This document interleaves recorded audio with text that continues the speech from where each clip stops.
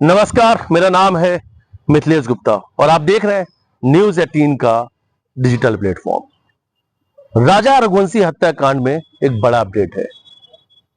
बड़ा अपडेट यह है कि शिलांग पुलिस पिछले 2 दिनों से इंदौर में डेरा डाली हुई है। शिलांग पुलिस वापस से इंदौर पहुंची है लंबे समय बाद। शिलांग पुलिस के पास में एक बड़ा इनपुट था। राजा रघुवंशी की हत्या में जिन मोबाइल फोन और सिम का इस्तेमाल हुआ था वो इंदौर से खरीदे गए थे। सोनम ने 2 मोबाइल फोन खरीदे थे, एक खुद के लिए और दूसरा उसके प्रेमी राज के लिए। दोनों उसी नए मोबाइल फोन से ही बातचीत कर रहे थे और उसी नए मोबाइल फोन से ही हत्याकांड की साजिश भी रची गई। सिम भी नया था, वो नंबर दूसरे लोगों के पास नहीं हो। हत्या करने के बाद जब वो फरार हो जाएंगे तो पुलिस तक वो नंबर नहीं पहुंचे। गुमराह करने की कोशिश भी की गई। विशाल, आनंद, आकाश, सोनम और राज, ये 5 आरोपी हैं। पांचों आरोपियों के मोबाइल फोन जिन नंबर का वो इस्तेमाल कर रहे थे, इसकी जब पूरी डिटेल निकाली गई तो शिलांग पुलिस को इसका इनपुट इंदौर से मिला। भरत जाधव इंदौर के रिवर साइड रोड पर एक शॉपिंग गारमेंट की दुकान है, कपड़े की दुकान है, उस पर वो काम करता है। उम्र उसकी लगभग 19 साल की है और उसका एक और दोस्त है, उसका नाम अभी तक सामने नहीं आया। इन दो युवकों को लेकर शिलांग पुलिस ने लगभग 6 से 8 घंटे तक पूछताछ की। भरत जाधव को इंदौर के अलग अलग लोकेशन पे भी अपने साथ शिलांग पुलिस लेकर गई।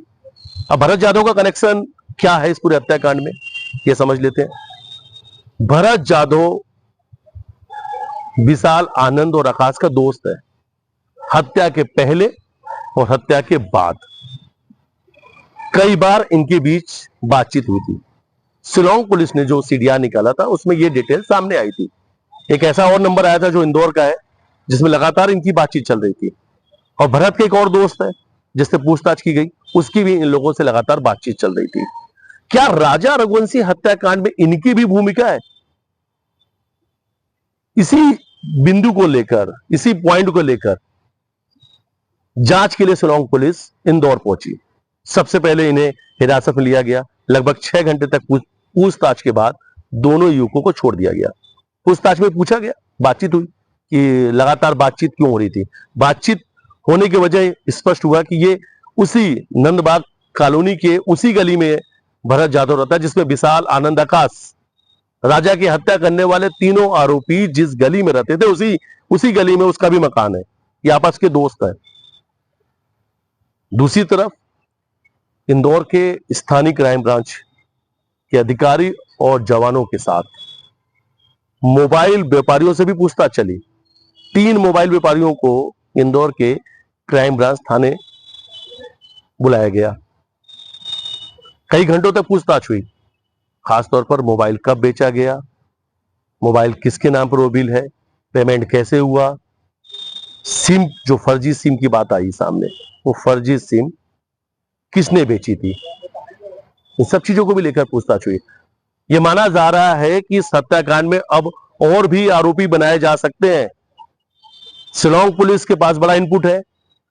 ये वो इनपुट है जो इस हत्याकांड से जुड़ा हुआ है। शिलांग पुलिस इंदौर में है। क्राइम ब्रांच थाने पर सुबह से लेकर शाम तक पूछताछ चल रही है।